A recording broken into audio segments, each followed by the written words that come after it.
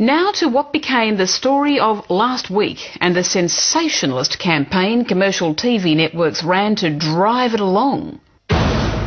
Sudanese gangs caught on camera as the government shuts the door on African immigrants. That was the opening shot in Channel 7's Melbourne News last Wednesday. The federal government had just decided not to accept more African refugees until July 2008. As arguments swirled around whether African and specifically Sudanese migrants were fitting in, 7 said it had documentary evidence of Sudanese crime gangs on the rampage. Good evening. If you can, put racism claims aside for a moment, because tonight we can show you the terror experienced by a Noble Park shopkeeper at the hands of an ethnic gang. They've been identified by police as predominantly Sudanese youths, caught on camera stealing and striking fear into those around them. These security camera pictures show what Noble Park shopkeepers say they're continually subjected to. Police forced to use capsicum spray after a gang of Sudanese youths decided to take over a bottle shop, fighting the staff and stealing alcohol before officers were called. Channel 9 had the bottle shop video too. New footage has emerged showing Sudanese gangs terrorising shopkeepers in Noble Park. Business owners are demanding more protection from local authorities, while the federal government has announced it's shutting the door to African refugees. And 10 led with the African gang story too. Tonight, African gangs blamed for violence in the suburbs. One of the girls threw a bottle of whiskey at my head.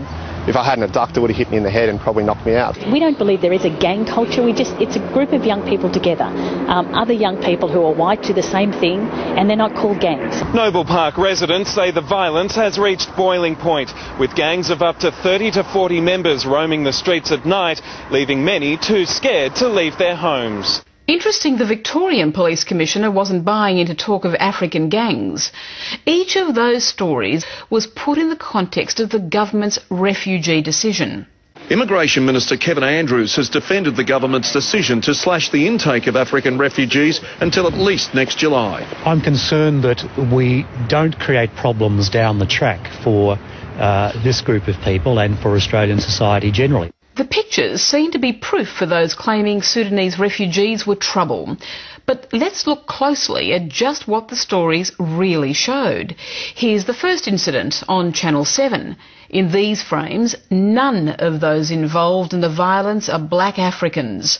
We asked some members of a Sudanese community group in the area what they thought the video showed. Actually, the guy fighting here are not Sudanese. That one is not Sudanese, that guy is not Sudanese, another guy is not Sudanese.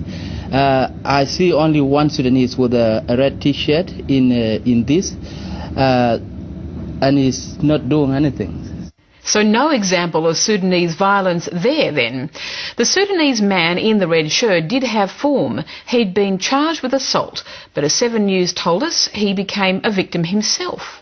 One of those featured in the video is 19-year-old Liep Goni, who died after being savagely bashed by rival gang members last week. But no mention there that the 2 men charged with killing him are white. Let's look at the next incident, caught on the bottle shop tape about 6 minutes after the first brawl. When we froze the vision of the man sprayed by police, he didn't appear Sudanese either.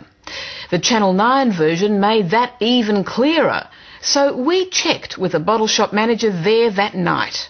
The man who was arrested on July 28 wasn't Sudanese. He was Islander. And the Victorian Police confirmed this. The offender was a Pacific Islander. He was arrested and charged with criminal offences. The group were a mix of Pacific Islanders and Africans. But back to Channel 7's tape of supposed Sudanese gangs caught on camera. Here's another angle of the same brawl. After a gang of Sudanese youths decided to take over a bottle shop, fighting the staff and stealing alcohol before officers were called. Wrong again. We already know those fighting aren't Sudanese. But 7 reporter Peter Morris suggested the apparent shoplifting was part of the same gang incident on the same night. It wasn't. That was a separate incident on a separate day. So at the end of Seven's story, all you're left with is a Sudanese man on his own allegedly knocking off one bottle of booze. Perhaps that's why, while his producers were positioning the story as proof of Sudanese violence, reporter Peter Morris was writing lines that sounded like he wasn't so certain. And it doesn't matter whether it's a gang thing or an ethnic thing. The point is people feel scared around here. Well, it does matter, Peter, when your news bulletin says quite clearly it's about Sudanese gang violence. And what about those other claims on Channel 9 and Channel 10? One of the girls threw a bottle of whiskey at my head. If I hadn't ducked, it would have hit me in the head and probably knocked me out. Is this, at last, the claimed Sudanese violence? Well, not according to the bottle shop manager who was the target of the attack. The girl throwing whiskey was a different incident.